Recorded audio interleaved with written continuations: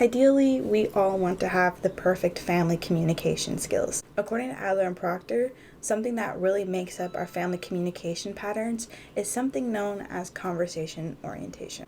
They basically define conversation orientation as how open we are as a family to talk about certain issues, whether they're taboo or not, such as politics, sex, personal feelings and thoughts, or how open as a whole family we are in making decisions. All family members are contributing to major decisions of the family, etc.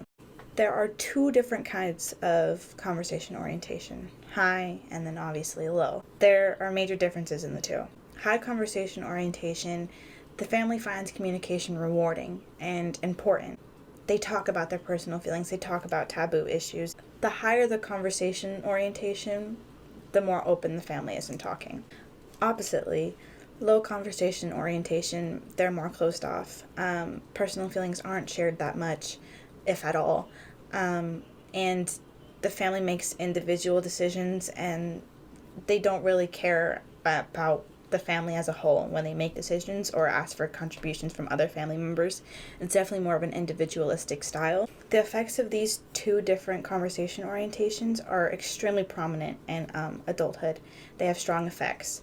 Children from high conversation orientation find communication to be rewarding, and they find it to be something that they do often, bettering their interpersonal skills, versus low conversation orientation children who grow up to not really know how to talk to others about their problems or their personal issues or private issues that were kind of taboo growing up. They kind of avoid those. Though conversation orientation on its own is extremely important and kind of our main focus of today, it mixes together with conformity patterns, which is basically defined by Adler and Proctor as how uniform you are as a family in your beliefs and your attitudes and your values. Mixed together is what we know as our basic family communication patterns. These are consensual, pluralistic, protective, and laissez-faire. So I decided to do my own research on this topic, and who better to dissect than my own family and use as an example. I talked to my mom and my dad, and I didn't really tell them what was going on. I kind of just asked them a few questions that I curated, and this is kind of what I got out of it. So this is my mom. She's an extremely smart woman, very strong-willed, and she's extremely strong in her faith. And this is my dad. He's a grill master, as most dads are. He's very generous and extremely financially skilled. So I curated 3 questions that I feel summarize conversation orientation and kind of allow us to categorize our own families better.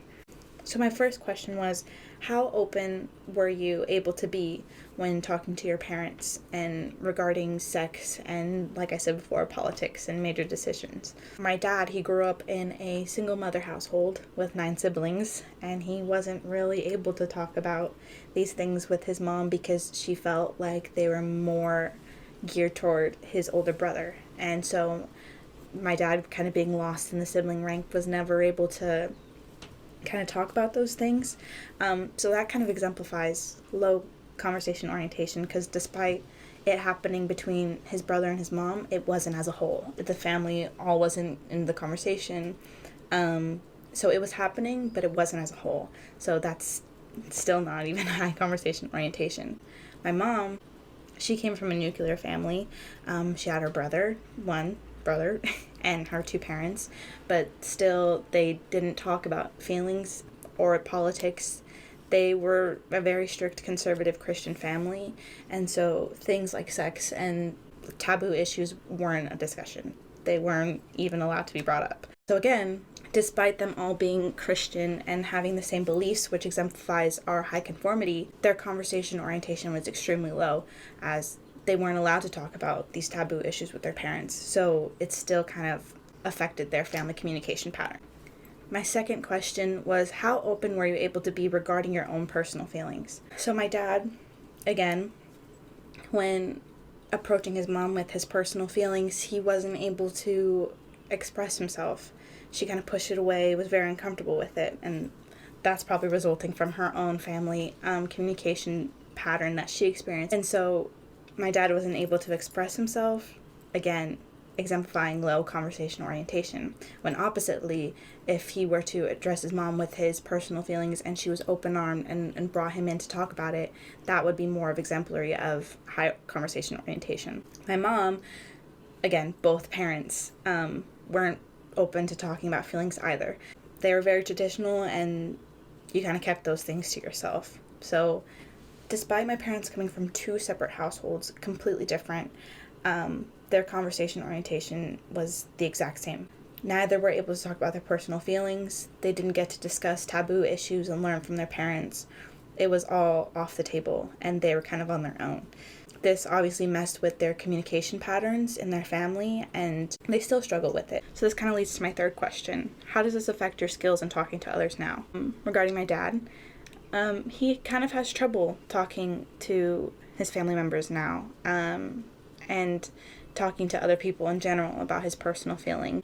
But also, on the more positive side of that, he makes sure to listen to everyone else's feelings, including his own children, and makes it known that whatever feeling we have, we can talk to him about it. He especially makes sure that as our new blended family with my stepmom, we come to decisions as a whole, and we make sure that each one of us is satisfied when we make big decisions, or make sure that we're heard when we're talking about our personal feelings regarding anything. My mom makes it a point to know that we can talk to her about whatever we need to, even if it's a topic she doesn't approve of, that she's always there for us to kind of talk to and communicate. And she's grown to talk about her own feelings with her parents now, as she's kind of learned and understood that the orientation that they had wasn't very ideal.